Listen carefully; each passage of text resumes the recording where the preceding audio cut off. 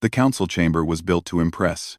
Curved walls of crystal glass stretched 50 meters high, showing the stars beyond. Representatives from 32 species sat in their designated sections, watching the proceedings with careful eyes. Commander Jake Morrison stood at the human platform, his hands clasped behind his back. Beside him, Ambassador Lisa Chen reviewed data on her tablet. Her expression neutral. War Commander Thexkal dominated the center floor. The Vaxil leader stood 3 meters tall, his scaled body covered in military decorations. His species had conquered 47 others in the last 2 centuries. Now he turned his attention to the humans. "People of Earth," Thexkal announced, his voice amplified through the chamber's speakers.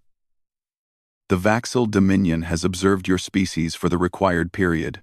We find you suitable for integration into our empire." Jake kept his face blank. Integration. That was the word they used before conquest. Thexkal continued. "You will surrender control of Earth to Dominion authority. You will grant us colonization rights to the bodies you call Mars and Europa. You will provide tribute in resources, technology, and labor. You have 7 solar cycles to comply." "We." "Ama." A murmur ran through the chamber. The Lyran representative, an elderly being with soft blue skin, looked at the humans with something like pity. The Torval merchants shifted in their seats, uncomfortable but silent. Lisa set down her tablet. She walked to the front of the platform, her shoes clicking softly on the metal floor. "Thank you for your statement, War Commander. May I ask a question?" Thexkal's eyes narrowed. Most species begged or argued when presented with ultimatums. Questions were unusual. "Speak. You mentioned integration. Could you clarify what happens to human government structures?" "They will be dissolved. Your leaders will be replaced with Dominion administrators." "And human military forces?" "Disbanded. The Dominion provides protection to all subject species." Lisa nodded slowly, as if considering this information. "I see. And if a species refuses integration?" Thexkal's mouth split into what might have been a smile. Several rows of sharp teeth gleamed. "Then, they are educated through suffering. Would you like a demonstration?" "That won't be necessary," Lisa said calmly. "I insist." Thexkal raised one clawed hand. The chamber's main display activated, showing a small moon orbiting a gas giant in a nearby system. 3 Vaxil warships appeared on screen, their hulls dark and angular. "This moon is uninhabited. Watch." The warships fired simultaneously. Beams of concentrated energy struck the moon's surface. The rock began to glow, then to crack. Within seconds, the entire moon broke apart, fragments spinning into space. "Impressive firepower," Jake said quietly. Thexkal turned to face the humans. "That is 1/10 of our fleet's capability. The Dominion has crushed every species that resisted. Your people are soft. You have never faced real war. You will surrender, or you will suffer." The Lyran elder stood, his voice shaking. "Please, humans, listen to wisdom. The Vaxil destroyed my people's homeworld when we resisted. Half our population died in the first week. The Torval lost their entire fleet in a single battle. There is no shame in survival." Jake met the elder's eyes. The being genuinely wanted to help. That much was clear. "We appreciate your concern," Jake said. "Concern?" Thexkal laughed, the sound harsh and grating. "These weak creatures think they can advise you? They learned their place. You will learn yours." Lisa walked back to her tablet and picked it up. "War Commander Thexkal, the human delegation acknowledges your ultimatum. We will need to consult with Earth before providing a response." "You have 7 cycles," Thexkal repeated. "Not one moment more." "Understood," Lisa gestured to Jake. "Commander Morrison, shall we?" They walked toward the chamber exit. As they passed the Lyran section, the elder reached out, his hand trembling. "Please," he whispered. "Just surrender. You cannot imagine their cruelty. They will make examples of your children." They will burn your cities one by one until you beg for death. Jake paused. He placed a hand on the elder's shoulder, feeling the being flinch at the touch. Thank you, Jake said softly. I promise. We'll consider everything you've said. The walk back to their ship was silent. Other species representatives avoided looking at them. In the Galactic Council, being noticed by the Vaxil was a death sentence. Association with their targets was dangerous. Their transport left the station an hour later. Once they were safely away, Jake activated the secure communication link. Admiral Kyle Bennett's face appeared on the screen, the older man sitting in his office aboard the orbital command station above Earth. Admiral, Lisa said, they've made their demands. I watched the whole thing, Kyle replied. Thoughts? They're arrogant, Jake said. Thexcal expects immediate submission. The other species are terrified of them. With good reason, Lisa added. I pulled records on their last 12 conquests. They're not subtle. They overwhelm with force, target population centers, and break resistance through terror. Did you get the tactical data? Kyle asked. Jake smiled. Everything. Their demonstration was very informative. We have full scans of their weapon signatures, shield frequencies, and power distribution systems. Excellent. Kyle leaned back in his chair. And your assessment of their fleet positioning? Predictable, Lisa said. They rely on overwhelming numbers and intimidation. They haven't fought an enemy with comparable technology in decades. They've never fought humans, Kyle said quietly. The transport reached Earth 8 hours later. Jake and Lisa transferred immediately to a military shuttle that took them beneath Geneva to the underground complex that housed United Earth Command. The briefing room was full when they arrived. General Chris Parker sat at the head of the table, his gray hair cut military short. Around him sat the chiefs of every major defense branch, intelligence directors, and civilian oversight members. Lisa presented their findings. She showed the demonstration, explained the ultimatum, and provided analysis of Vaxil tactics. Jake added details about the council meeting, the terrified species, and Thexcal's obvious disdain for human capability. When they finished, silence filled the room. General Parker stood. He walked to the main display and pulled up a star chart, showing human space, Vaxil territory, and the conquered systems between. 7 cycles, he said. They want an answer in 7 cycles. Yes, sir, Jake confirmed. And if we refuse, they'll attack.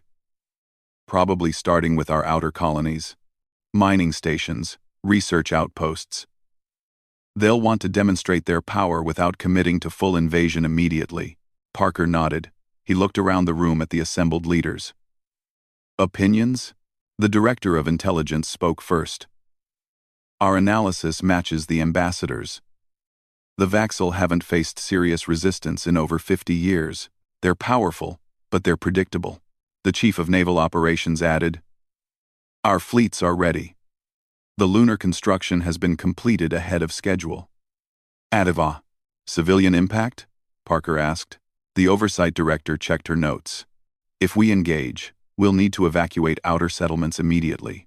Earth itself should be safe, but there will be casualties.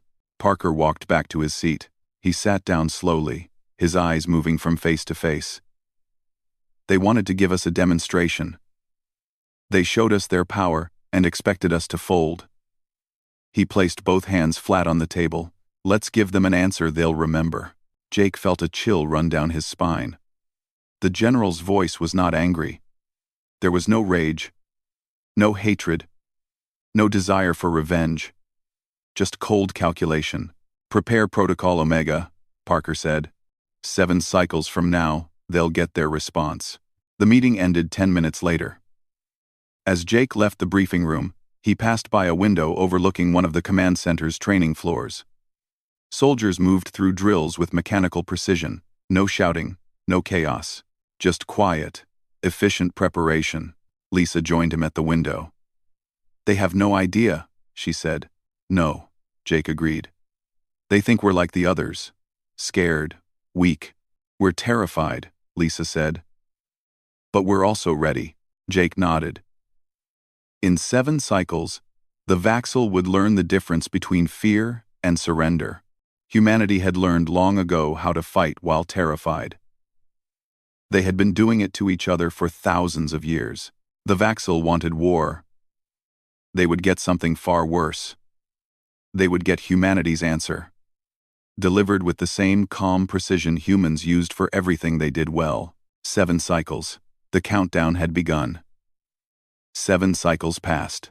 Earth sent no response.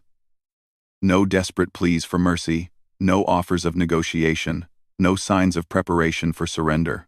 The silence confused War Commander Thexkal, but he interpreted it as shock. The humans were probably arguing among themselves, unable to face reality. He ordered the demonstration attack from the bridge of his flagship, the Destroyer of Worlds. Deploy battle groups 7, 9, and 12. Target the human mining stations in the asteroid belt and the research facility on their moon Titan. Give the humans one chance to evacuate, then destroy everything. His second-in-command, Subcommander Droleth, bowed. And if they resist? They won't, Thexkal said. But if they do, kill them all. 3 Vaxel battle groups moved out. Each consisted of 5 warships, heavy cruisers designed to flatten cities and break orbital defenses. They jumped through space using the same hyperspace lanes the Galactic Council maintained for all member species. Captain Amy Rodriguez was drinking coffee in her quarters when the alarm sounded. She set down her cup carefully and walked to the bridge of the research vessel Horizon, currently docked at Titan Station. Her crew was already at their posts, faces tense but controlled. "Report," she said. Ben Walker, her tech officer, pulled up the sensor data. 5 contacts just appeared at the edge of Titan's orbit. Vaxel signatures. They're broadcasting on all frequencies. Let's hear it. The message was simple and brutal. Evacuate within 1 hour or die. The Vaxel were giving them time to run. Amy looked at her crew. 23 people, scientists and engineers who had come to Titan to study the moon's methane seas. Begin evacuation procedures.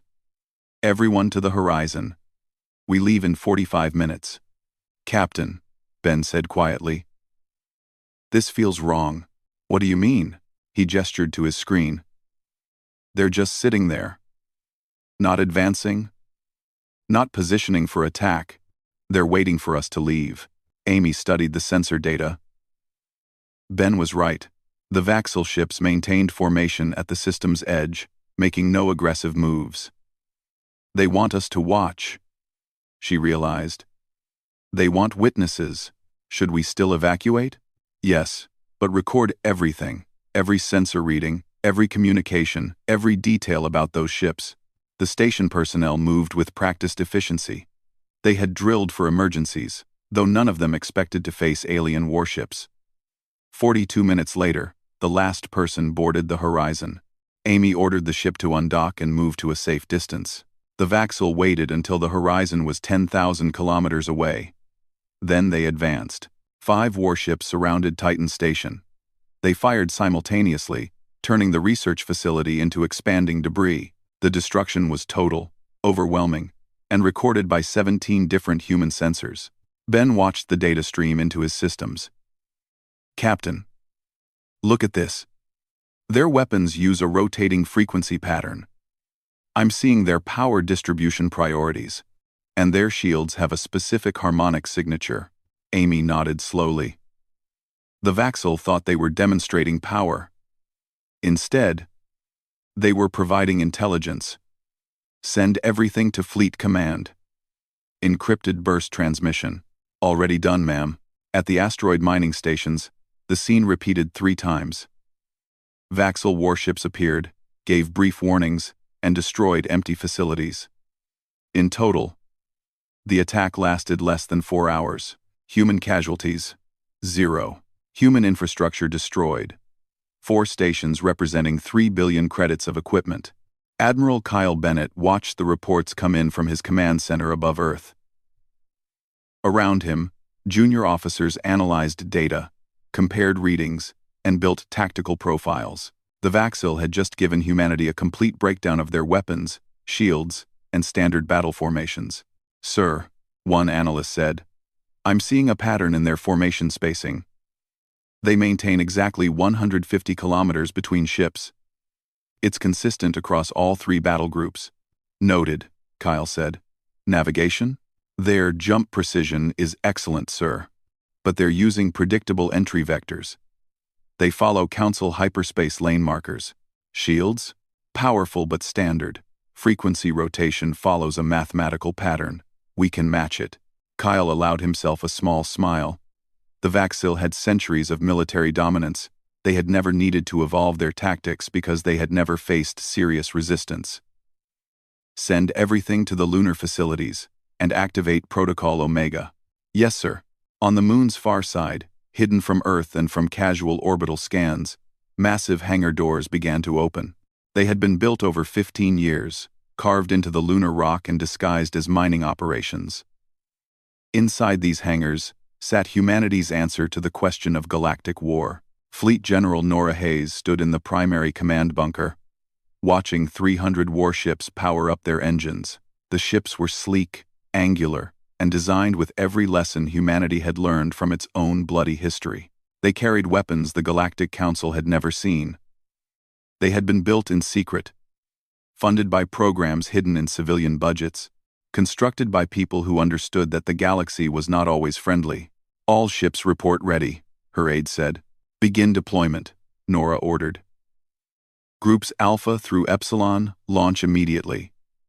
Groups Zeta through Omega maintain ready status. The first wave consisted of 100 ships. They lifted from the lunar surface in perfect formation, their engines burning blue-white in the dark. Within minutes, they reached high orbit around Earth. Thexcal was reviewing reports from his demonstration attacks when his tactical officer called out, "Commander, multiple contacts emerging from the human moon. Reading, 100 warships. No. Correction. More are appearing. Current count, 150, and rising." Thexcal moved to the main display. He watched as human ships continued to emerge, filling the space around Earth like a swarm. That's impossible. Intelligence said they had no fleet. Intelligence was wrong, sir. The count reached 300, then stopped. 300 human warships hung in space, perfectly spaced, completely silent. Draleth studied the formations. Sir, they're not transmitting anything. No challenges, no threats. They're just sitting there, waiting. Thexcal said. He felt something unfamiliar crawl up his spine. Uncertainty. Send a message to the Council. Request reinforcements. Waiting. Sir, we have 9 battle groups in this sector. 45 ships. The humans only have 300, Thexcal interrupted. And we know nothing about their capabilities. Request reinforcements. But before the message could be sent, the human ships moved. They didn't rush forward in a chaotic charge. They didn't scatter or break formation. Instead, they accelerated in perfect synchronization, breaking into smaller groups that spread out across the solar system. They're heading for our battle groups, the tactical officer reported. Multiple vectors. We're being flanked. Thexcal made a decision. All battle groups, return to Rally Point Baker. We consolidate and assess their capabilities before engaging. The Vaxil ships began moving toward their designated meeting point near Jupiter. But the human ships adjusted instantly, cutting off retreat vectors and forcing the Vaxil into defensive positions. At Battle Group 9, near the asteroid belt, Commander Kralvin watched 20 human ships approach his position. Ready weapons. Fire when they enter range. His gunner waited. The humans came closer. Closer.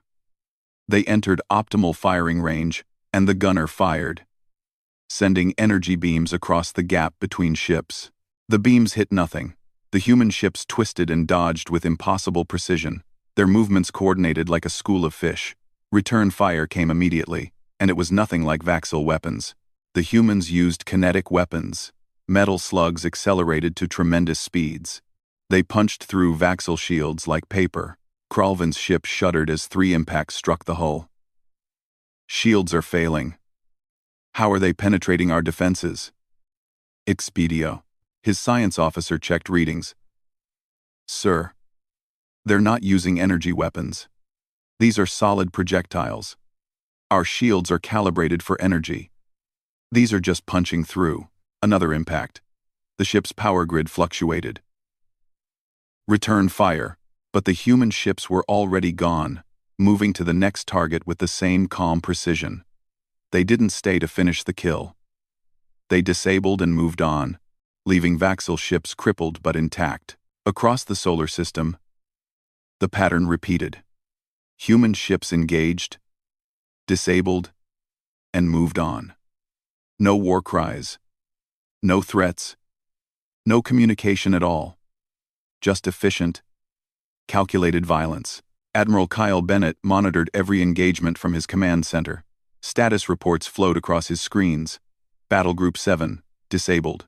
Battle Group 9, disabled. Battle Group 12, taking heavy damage. Sir, the Vaxel are trying to regroup near Jupiter, a tactical officer reported. Let them, Kyle said. Captain Sanders, you're clear to deploy. Greg Sanders received the order in his fighter cockpit. He led a squadron of 48 fighter craft, small and fast. You heard the Admiral. All wings. Break and attack. Target their command ships first. The fighters accelerated toward the Vaxel rally point. They were small enough to avoid the larger ship's weapons and fast enough to dodge return fire. Sanders locked onto a Vaxel cruiser and fired a missile. It streaked through space and detonated against the ship's hull, but not with fire. Instead, an electromagnetic pulse rippled outward. Inside the cruiser, every system went dark. Engines failed. Weapons powered down. Life support switched to emergency backup. The ship was dead in space, but the crew was alive. Sanders checked his display. 48 fighters, 48 successful hits, 48 disabled Vaxel ships. All wings returned to base. Mission complete. Thex Call stared at his dead screens as emergency lighting flickered on. Around him, crew members worked frantically to restore power.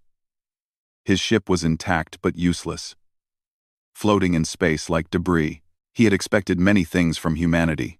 Desperation, maybe. Courage, possibly. What he got instead was something that terrified him more than any battle rage. Precision, coordination, and silence. The humans fought like machines, calculating every move and wasting nothing. They had disabled his entire force without destroying a single ship. And as emergency power brought his sensors back online, he saw the human fleet still out there, still waiting. Not attacking, not celebrating, just watching.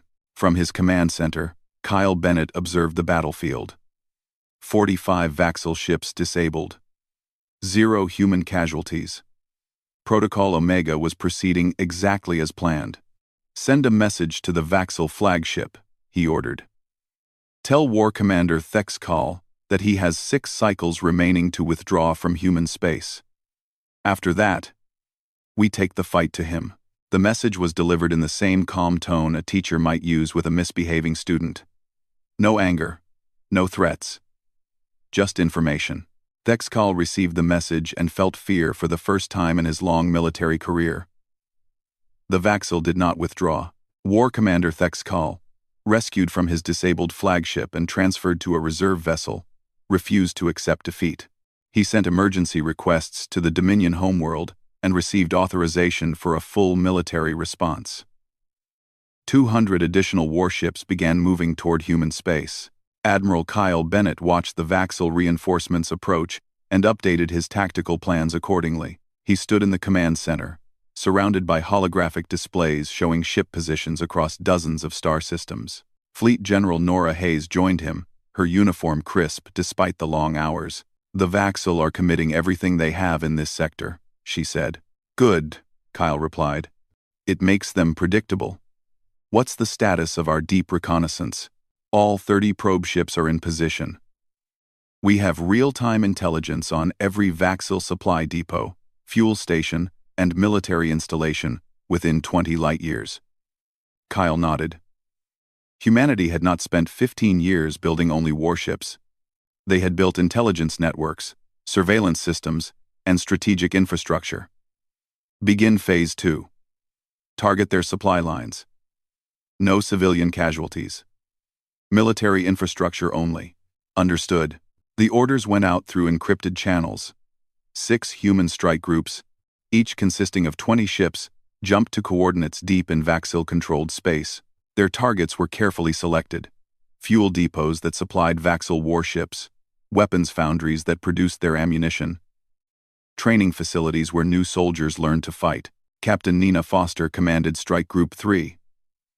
Her specialty was special operations, the kind of precise military action that required skill rather than overwhelming force. Her ships appeared near a Vaxil fuel depot, orbiting a lifeless moon. The depot was massive, containing enough refined fuel to power 100 warships for months. Scan for life signs, Nina ordered. Her sensor officer worked quickly. Confirmed. 217 Vaxil personnel on the station. No civilians. All military. Standard evacuation protocol. Send them the warning. The message was simple. Human forces were going to destroy the facility in 30 minutes. All personnel should evacuate immediately. Transport ships would not be fired upon. The Vaxil commander on the station, Sub-Commander Thralak, received the message with disbelief. Humans warning their enemies? Giving them time to escape? It had to be a trick. But the human ships just waited, holding position exactly 30,000 kilometers away. Thralak made a decision. He ordered evacuation. His crew moved quickly, boarding 3 transport ships and launching away from the station. True to their word, the human ships did not fire on the transports. Once the station was empty, Nina checked her chronometer. 30 minutes exactly. Captain Sanders, your fighters are cleared to engage. Greg Sanders, transferred to Strike Group 3 for this operation, led his squadron toward the fuel depot. They fired specialized missiles, designed to pierce hulls and detonate inside fuel storage tanks. The depot went up in a brilliant explosion, fuel burning for several seconds, before vacuum extinguished the flames. Target destroyed, Greg reported. 0 casualties. Excellent. Move to secondary target. Across Vaxil space, the pattern repeated. Human forces appeared, gave warnings, and destroyed military targets with surgical precision. A weapons foundry on Vaxil colony world, Thexbera, was emptied and demolished. A training facility orbiting Dral Prime was evacuated and destroyed. Supply routes were cut, fuel reserves eliminated, and military production ground to a halt. The Vaxil military command struggled to respond. They had never faced an enemy that moved so quickly and struck so precisely. More confusing, the humans seemed determined to avoid killing anyone. Dr. Paul Mitchell, Earth's leading expert on military psychology, explained the strategy in a briefing to captured Vaxil officers. The Dominion had a policy of treating prisoners well, providing medical care and decent conditions. Dr. Mitchell visited one of the detention centers where captured Vaxil crew members were being held. I don't understand, Sub-Commander Kralvin said. He sat across from Dr. Mitchell in a comfortable room. Nothing like the torture chambers the Vaxil used. You could kill us. You have the power. Why do you let us live? Ah, Dr. Mitchell poured 2 cups of tea and slid one across the table. Because killing you doesn't help us win. War is about killing enemies. No, Dr. Mitchell said gently. War is about achieving objectives. Death is sometimes necessary, but it's never the goal. Would you like to know what makes humanity different from other species you've fought? Kralvin nodded, curious despite himself. We've been fighting each other for 10,000 years, Doctor, Mitchell explained. Humans killing humans. We developed weapons so terrible they could wipe out all life on Earth. And we came very close to using them. Several times. But we learned something from all that bloodshed. We learned that winning a war isn't about killing everyone who opposes you. It's about making continued resistance pointless. A-Day. You're destroying our supply lines, Kralvin said. Crippling our military. Yes, but we're leaving your people alive. When this war ends, you'll need those people to rebuild. We're not trying to eliminate the Vaxil. We're trying to eliminate the Dominion's ability to threaten others. Kralvin stared at his tea. You're terrifying. Why? Because you're not angry. When the Dominion conquers, we do it with passion, with the glory of battle. You do it like solving a mathematical equation. Cold, calculated, efficient. Dr. Mitchell smiled. That's exactly right. And it's much more effective than passion. While humanity dismantled Vaxil military infrastructure, Jake Morrison focused on diplomacy. He traveled to the worlds the Vaxil had conquered, meeting with leaders of 47 different species. His message was always the same. Humanity is going to win this war, he told the Lyran High Council. When we do, you'll be free. No conditions. No tribute. No new masters. The Lyran elder who had warned him at the Galactic Council meeting stared with wide eyes. You would free us, and ask nothing in return? That's correct. Why? What do you gain? Peace, Jake said simply. The Vaxil conquered you because they wanted power. We're fighting them because we want security. Once they can't threaten anyone anymore, our objective is complete. And the other species? The Torval? The Zenthi? All 47? All of them. Freedom. No strings attached. The elder's hands shook. We have been slaves for 80 years. My children have never known freedom. You're saying you'll just give it back? Yes. Similar conversations happened across Vaxil-controlled space. Species that had lived under the Dominion's boot for decades suddenly had hope. Some didn't believe it. Some thought humanity was lying, setting up an even worse conquest. But others began to resist, inspired by humanity's example. On Torval Prime, merchant guild leaders started sabotaging Vaxil supply shipments.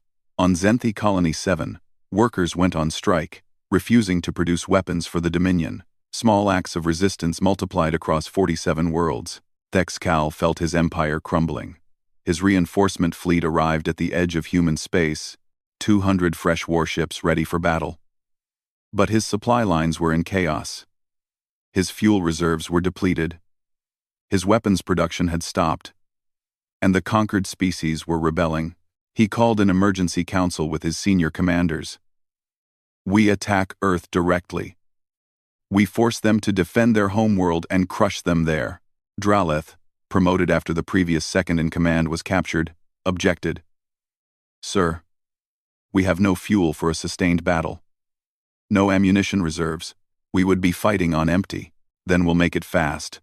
Overwhelming strike. Hit their homeworld hard enough to break their will. With respect, Commander, I don't think humans have a will to break. They're not fighting from emotion.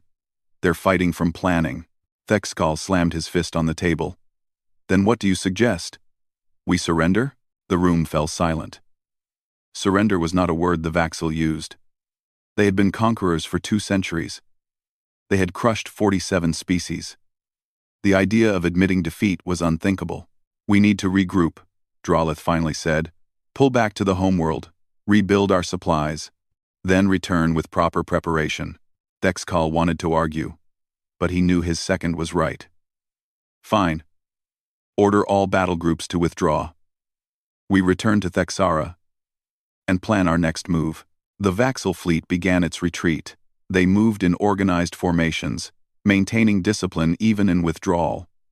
But they never made it home. Human ships had been tracking their every movement.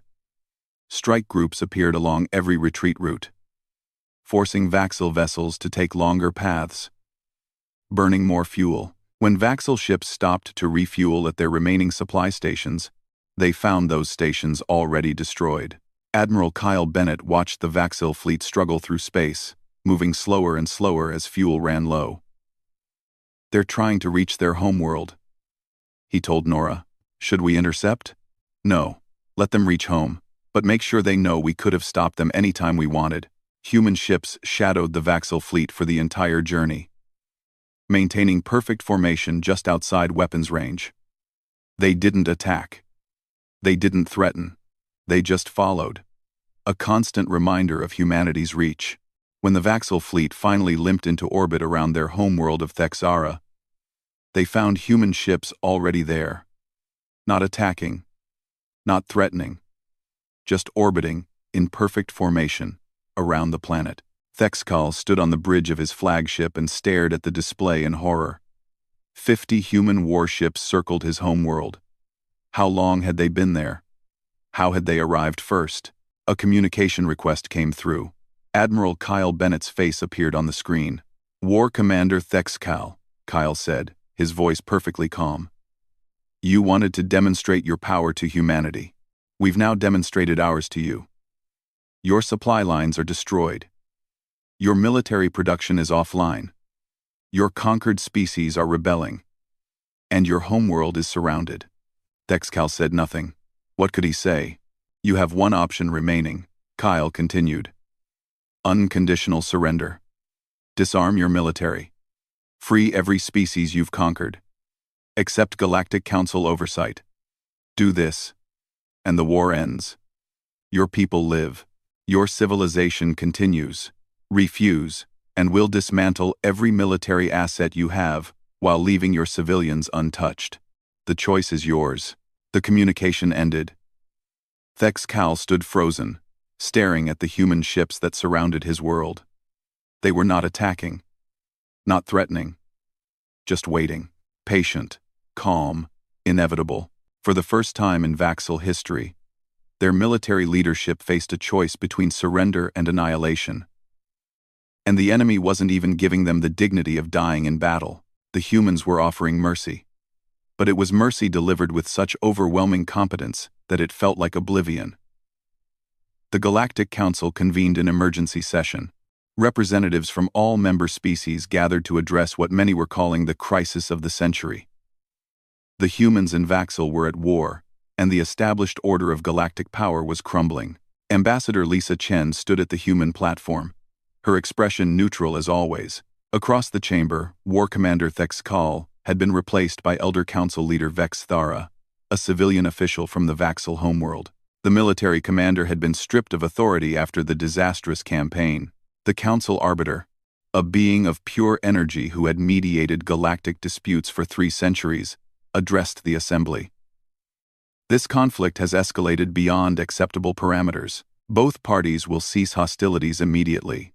With respect, Arbiter, Lisa said calmly, humanity did not start this conflict. We were given an ultimatum. We responded by crippling an empire. Vex Thara hissed. You have destroyed our military infrastructure. You have encouraged rebellion in our territories.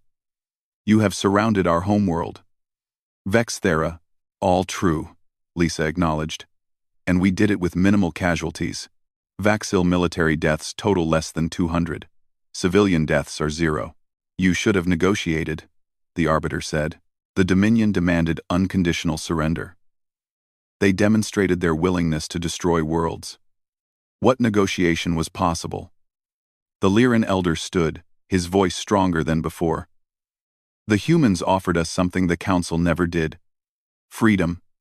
They promised to liberate all species under Vaxel control and ask nothing in return. The Torval representative agreed. Our people have been slaves for 60 years. The Council told us to accept our fate. The humans told us we deserved freedom. Vex Thara turned on them. Traitors. You were given the honor of serving the Dominion. You call slavery honor, the Lyran Elder replied. We call it oppression. The chamber erupted in argument. Species that had been silent for decades suddenly found their voices. The careful balance of power that had kept the Council stable was breaking apart. Lisa waited for the noise to die down. Then she spoke, her voice cutting through the chaos. The human position is simple. The Vaxel Dominion will surrender unconditionally. They will free all conquered species. They will disarm their military to defensive levels only. They will accept Council oversight to ensure compliance. These are not negotiable terms. This is the price of their aggression. And if we refuse, Vex Thara demanded, then we continue dismantling your military capabilities until you have no choice. You threaten annihilation? No, Lisa said. Annihilation would be easy. We're offering something harder. Survival with accountability. The council meeting ended without resolution. The Vaxel refused to surrender. Humanity refused to back down. And 47 species watched to see which side would prevail. Back on Earth, Jake Morrison coordinated the liberation effort. Human ships had positioned themselves around every Vaxel-controlled world. Now began the delicate work of actually freeing these species without causing chaos. Captain Nina Foster led ground teams to Zenthi Colony 7. Her soldiers carried light weapons and moved carefully through the colony's streets. The Zenthi were insectoid beings. Their society built on collective labor. They had been forced to work in weapons factories for 40 years. Nina found the colony administrator, a Zenthi elder named Kreshtal, in the central complex. "The human forces are here to support your independence," she told him. "Any Vaxel military personnel are being evacuated. The colony is yours again." Har. Kreshtal's compound eyes studied her. "Just like that? You remove the Vaxel and leave?" "Yes. What do you want from us?" "Nothing. This is your world. Do with it as you choose. We don't know how to govern ourselves anymore. The young ones have never known anything but Vaxel rule." Nina nodded. "We can provide advisors if you want them. Teachers, engineers, medical personnel. But only if you request them. We won't impose." "Why?" Kreshtal asked. "Every species we have encountered takes what they want. You have power. Why not use it?" Nina considered the question. "Because taking what we want from others would make us no better than the Vaxel. Humanity learned a long time ago that real strength isn't about dominating others. It's about helping them stand on their own." Similar scenes played out across 47 worlds. Human forces removed Vaxel military presence, provided supplies where needed, and prepared to withdraw. The speed of the operation surprised everyone, including the liberated species themselves. Dr. Paul Mitchell continued his work with captured Vaxel prisoners. He had interviewed hundreds by now, building a psychological profile of Dominion military culture. What he found was both tragic and predictable. "You've never been told no," he said to a group of Vaxel officers.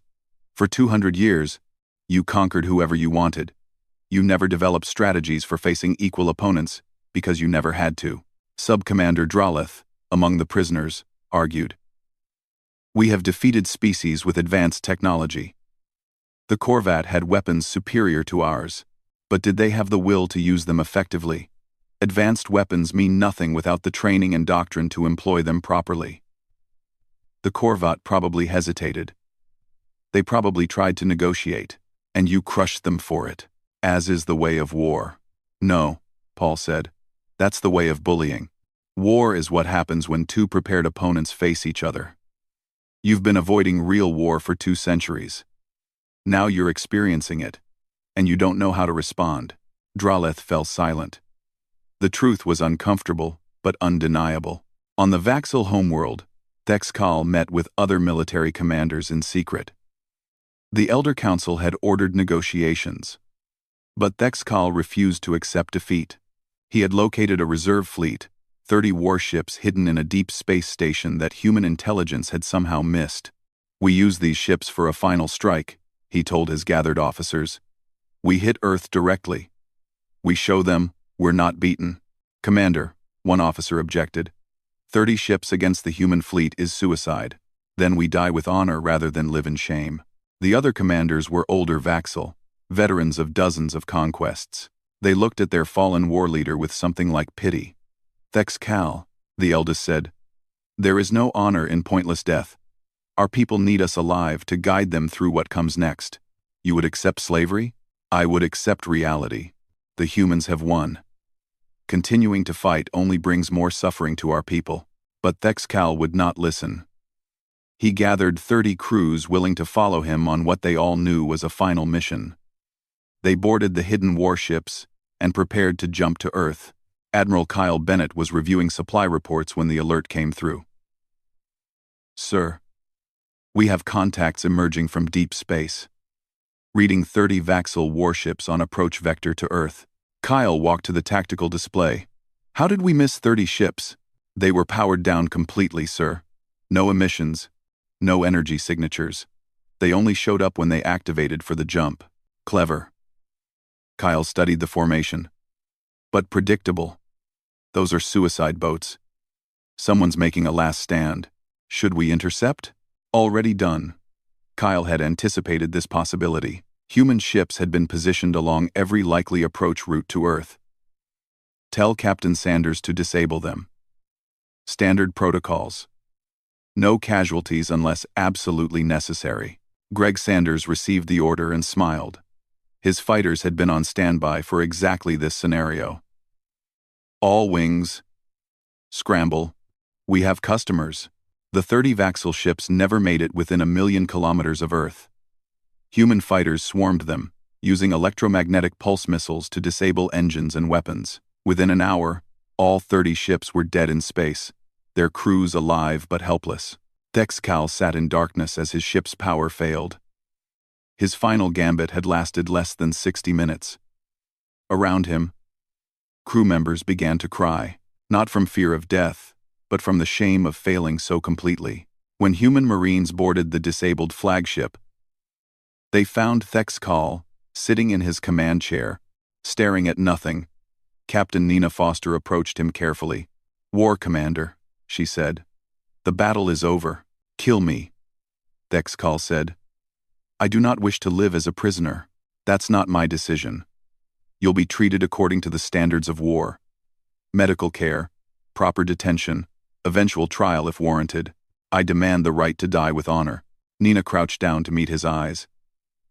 "Commander, there's something you need to understand. In human culture, continuing to live and accepting the consequences of your actions is more honorable than taking the easy way out. You started a war. You lost.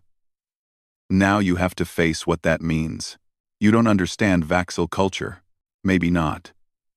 But I understand that billions of Vaxxil civilians are watching what happens next. If you die, you become a martyr.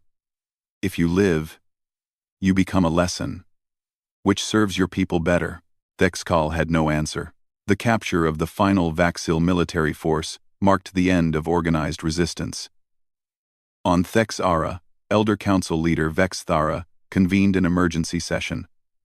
The choice was clear now. Surrender or watch humanity dismantle every remaining military asset while the rest of the galaxy watched. "We have lost," Vexthara told the assembled elders. "Our military is defeated. Our conquered territories are free. Our supply lines are destroyed. The humans have demonstrated they can reach any of our assets at will. They have also demonstrated they could kill millions but choose not to. What option remains?" The eldest of the council, a Vaxxil who had lived through the rise of the Dominion, spoke slowly. "We accept their terms. We surrender. And we learn from this defeat. The shame will be unbearable. The alternative is annihilation. The humans have given us a choice. That is more mercy than we ever offered our enemies." The vote was unanimous. The Vaxxil Dominion would surrender. Admiral Kyle Bennett received the message while reviewing casualty reports. Total human military deaths, 43. Total Vaxxil military deaths, 187. Total civilian deaths on both sides, 0. It was the most lopsided military victory in human history, achieved with minimum bloodshed and maximum precision. "Send word to all fleets," Kyle ordered. "Cease offensive operations. Maintain defensive positions. Prepare for occupation and oversight protocols." Around him, the command center remained quiet. No cheering. No celebration. Just the calm professionalism that had characterized the entire campaign. Nora Hayes stood beside him. "We won." "We did," Kyle agreed.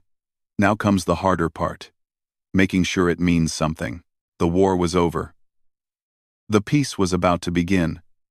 And humanity had proven that the most devastating weapon in the galaxy was not rage or vengeance, but competence delivered with unshakable calm. The surrender ceremony took place on Karanos Prime, the same neutral station where the Vaxxil had issued their ultimatum 3 months earlier. The Galactic Council chambers had never been so full. Every member species sent their highest representatives.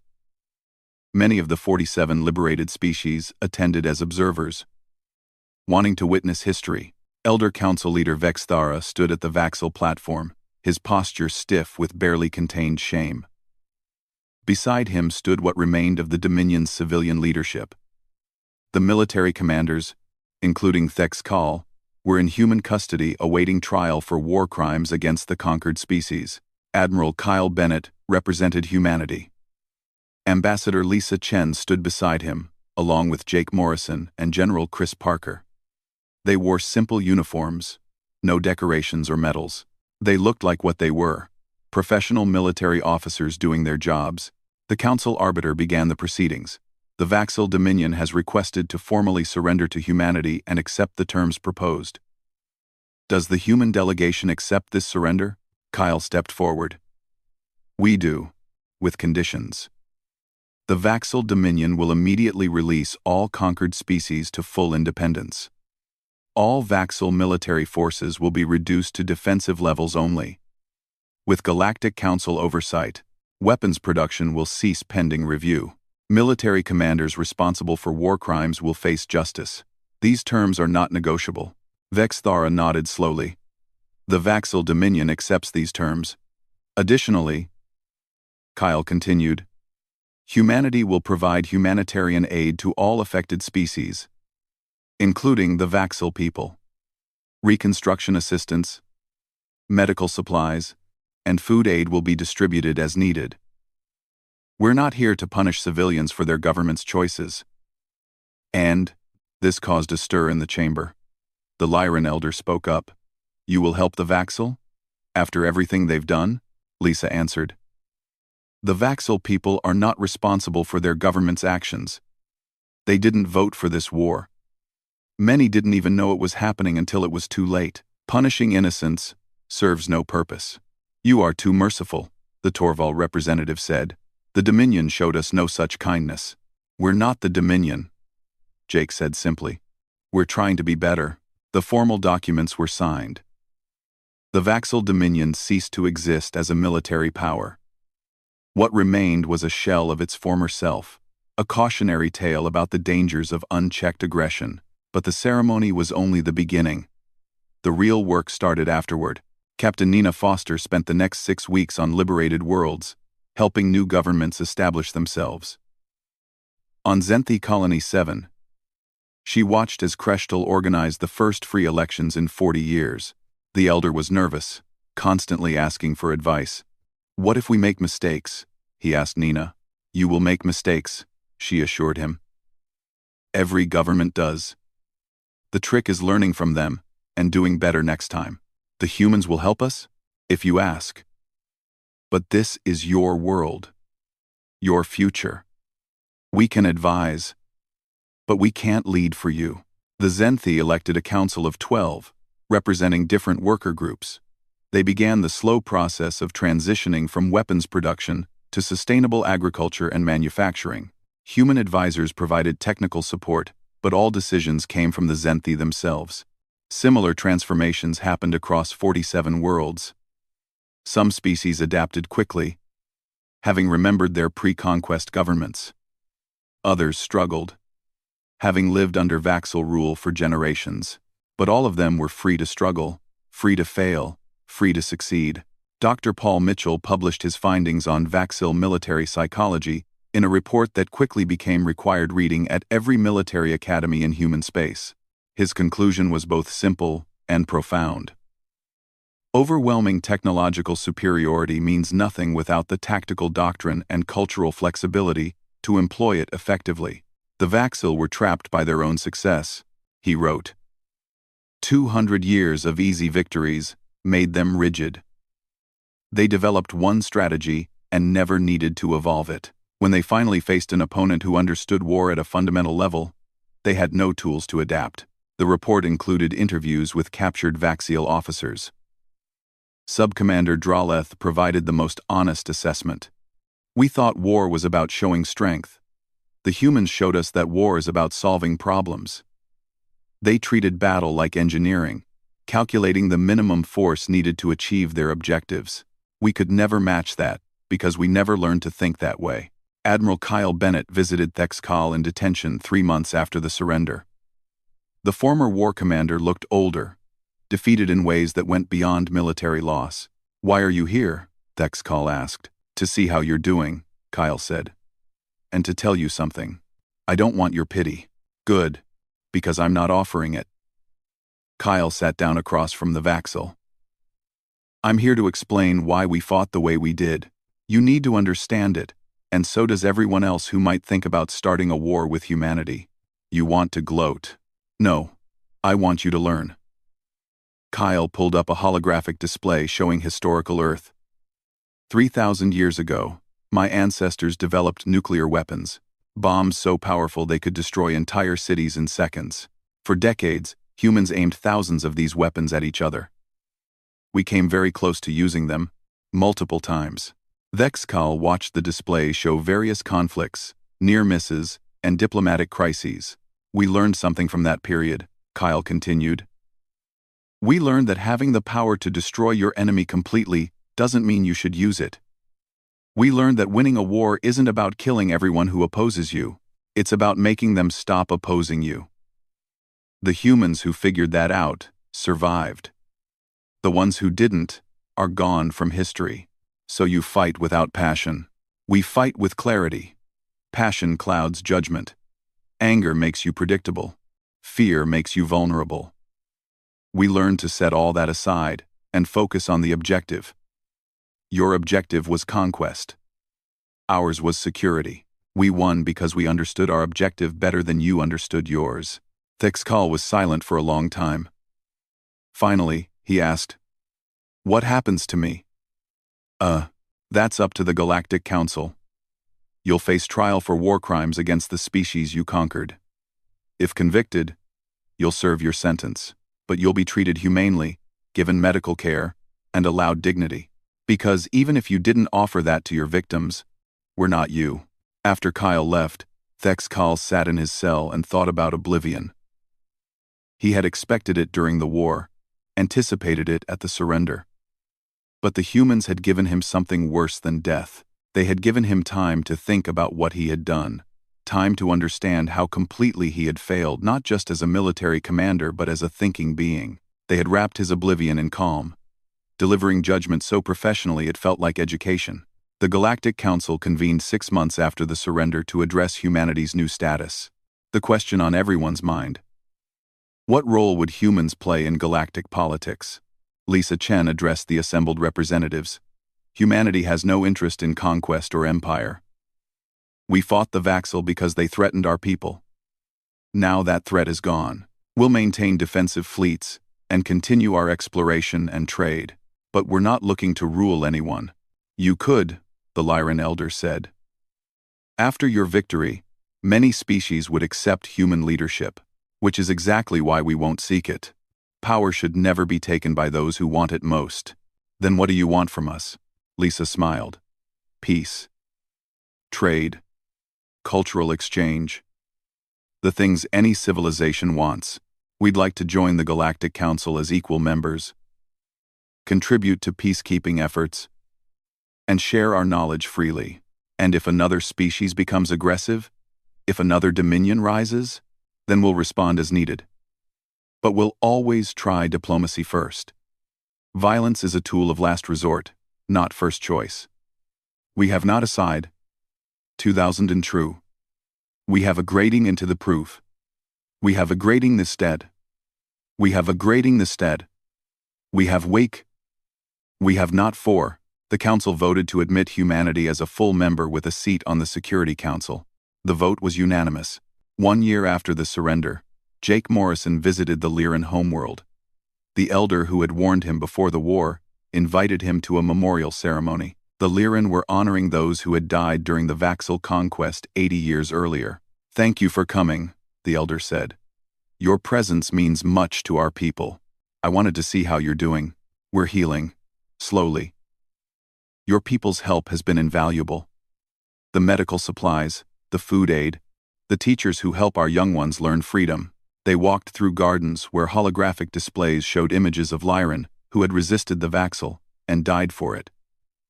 Hundreds of faces, each one a story of courage, and loss. "I need to tell you something," the elder said. "When you first came to the council, I warned you to surrender. I thought you would die like we did. I'm sorry I underestimated you." Jake stopped walking. "You didn't underestimate us. You tried to save us based on your own experience. That's kindness, not weakness. The humans showed us what real strength looks like. Not the Vaxel's brutality, but your precision, your restraint, your mercy. We learned it the hard way," Jake said, "from fighting each other. We're not naturally better than anyone else.